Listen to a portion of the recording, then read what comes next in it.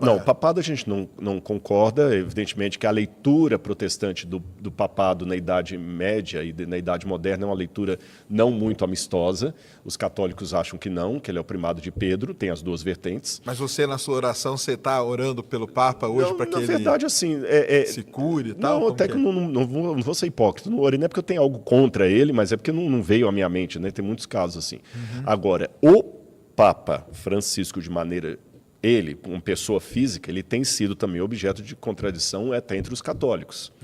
Tem muitos católicos, não vou falar que é a maioria, mas uma corrente, que nem o considera um papa legítimo. Você sabe que tem essa polêmica dentro do catolicismo. Alguns acham que ele é um papa comunista, que o verdadeiro era o Papa, o Bento XVI, que não teve conclave, né, para trocar de um para o outro e tudo mais. Você chegou a ver o filme Conclave, que está concorrendo ao Oscar? Não, esse eu não vi. Esse não assisti. Falaram para eu assistir, não assisti ainda. Quero assistir. Mas então, assim, eu sei que o Vaticano tem muita coisa ali realmente que também é assustadora. Leia o livro. Lá o Vaticano? Sim, várias vezes. Ali inclusive. O que você achou?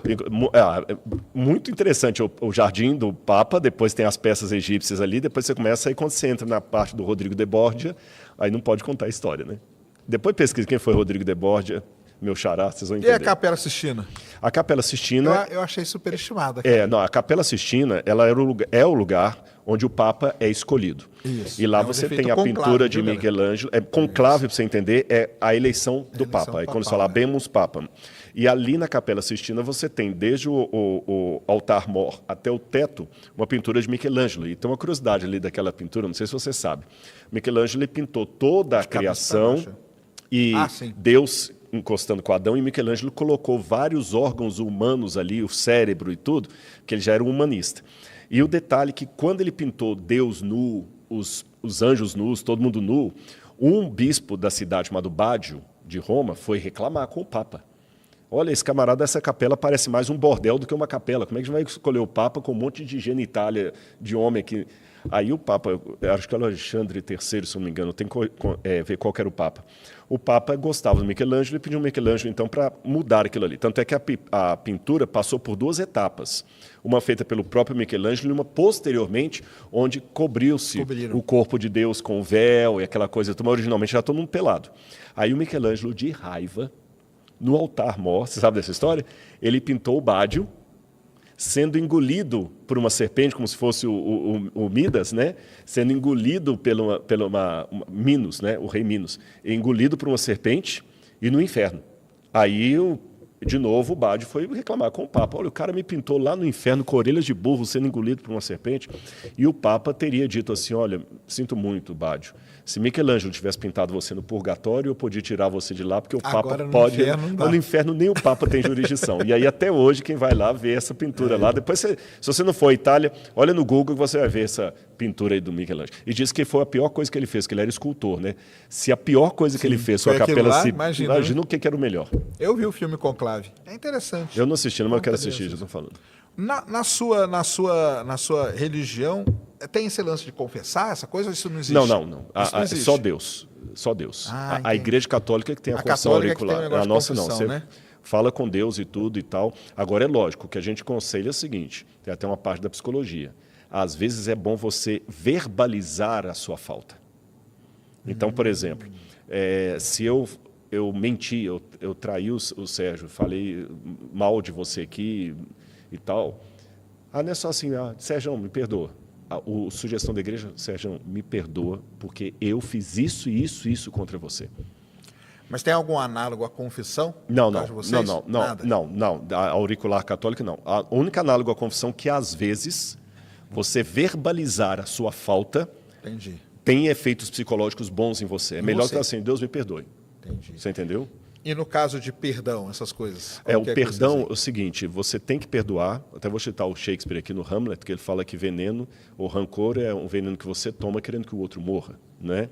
Então é importante, Jesus falou, se você não perdoar o seu próximo, Deus também não vai te perdoar. Então eu tenho que pedir perdão dos meus pecados, mas eu também tenho que te perdoar. Lembrando que perdoar não significa necessariamente encher de beijos e abraços e fingir que nada aconteceu. Mas assim, Sérgio, te perdoa, não tem mágoa, não tem raiva, mas não dá para a gente ser sócio mais. Entendi. Você entendeu? Mas eu tenho que tirar o rancor do coração. Porque se eu tiver rancor no meu coração e ódio, eu não tenho espaço para Deus atuar. E tem alguns pontos em que, por exemplo, o católico com a sua religião, com as outras, eles têm algum ponto de confluência? De confluência? Há muitos. Eu posso dar vários exemplos aqui. Ó. São detalhes, então, que divergem. Se olhar bem assim, eu não vou arriscar uma matemática, mas eu acho que são mais detalhes. Por exemplo, a Igreja Católica acredita que Jesus é Deus? Eu acredito que Jesus é Deus. A Igreja Católica acredita que Maria, quando deu à luz a Jesus, ela era virgem. Eu acredito que Maria, quando deu à luz a Jesus, era virgem. A Igreja Católica acredita que a Bíblia é a divina escritura inspirada por Deus. Eu também acredito que a Bíblia Católica, que a Bíblia é a palavra de Deus inspirada. Você entendeu? Então, tem muitos pontos. Agora, tem os pontos realmente de divergência. Por exemplo, a questão dos santos, a própria confissão auricular, o Papa como primado de Pedro. Vocês não acreditam nos santos? Não acreditamos. Na visão protestante e adventista, que é a mesma, Sim. Todo mundo é santo em Cristo Jesus. Santo não é alguém que foi canonizado, mas todos aqueles que entregam. A palavra santo, hagios, em grego, significa separado para um fim especial. Então, você é separado. Você entendeu? Meu avô e minha avó paterna, eles eram protestantes lá de Londrina, lá, e fundadores até da igreja protestante, que é diferente, né? Que não tem as imagens, né? Deve ser luterano, provavelmente. Que não tem as imagens, nem nada, né? Porque aí os livros ali são São Paulo, São Pedro, é isso, né? A gente chama, às vezes fala São Pedro, São Paulo, por uma questão de convenção. Entendi. Né? Mas não porque a gente acredita que Paulo está intercedendo entre mim e Deus. Ou entre mim, Jesus e Deus. O único intercessor é Jesus. O único intercessor é Jesus. A igreja acredita que tem os santos que também participam do processo de intercessão junto a Maria, por exemplo, é uma intercessora entre nós e Deus. Né? Ela é chamada de Theotokos em grego, que é mãe de Deus. Então tem essas diferenças teológicas, sim. Mas uma coisa é certa, eu estou falando por mim agora eu não posso falar por todos. Eu acho que o verdadeiro povo de Deus está espalhado em todas essas aí. Você entendeu? Tem gente que vai se salvar na adventista e vai se perder. Tem gente que vai se salvar na católica e se perder. Tem gente que vai se salvar no... Você entendeu? Está espalhado, porque hoje, enquanto a gente está do lado de cá da eternidade, até que Apocalipse 18 se cumpra... O que é o Apocalipse 18? Apocalipse 18 é justamente quando Deus fala assim, caiu a Babilônia, a confusão religiosa. Até que isso aconteça, muitas pessoas vão estar sinceramente equivocadas. E eu não posso julgar. Se você falar, Rodrigo, de todas, qual que você tem certeza? É adventista, por isso que eu estou nela. Claro. Eu não estou brincando. Mas é aquilo que eu te falei dos modelos. Você pode ter uma visão de modelo de cosmos diferente do Jaime, mas você nunca vai falar que você é um cientista e ele não é.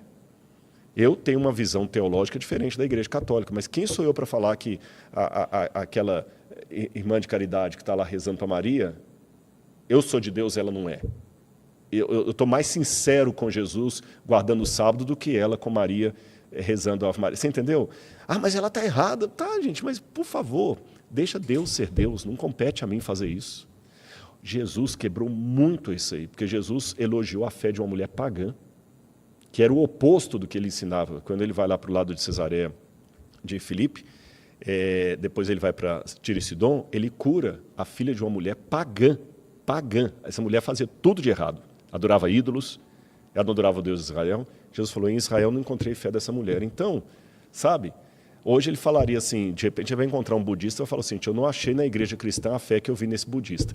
E muitos cristãos vão ficar de orelha em pé, como os judeus também ficaram de orelha em pé quando ele elogiou a fé de uma pagã e falou assim, essa mulher tem uma fé que eu não encontrei em Israel. E Jesus não concordava com ela estava errada, mas ele admirou a fé dela. Entendi. Tem um cara que falando toda hora, converta o Serjão. Aí que está o ponto, não é meu papel isso, é o Espírito Santo. Na verdade, eu posso testemunhar para o Serjão e pedir a Deus para que, se o Serjão tiver argumentos para ser ateu, que o Rodrigo não seja um reforço desses argumentos. Ah, não. Isso aí Mas não. você entendeu? Mas você entendeu o ponto? Claro. Porque às vezes a postura do religioso reforça o ateu. E pedir que o Espírito Santo trabalhe. Eu oro pelo Sérgio, vocês acham que não? E ele sabe disso, eu não estou sendo hipócrita. Para que o Espírito Santo consiga fazer aquilo que eu não consigo.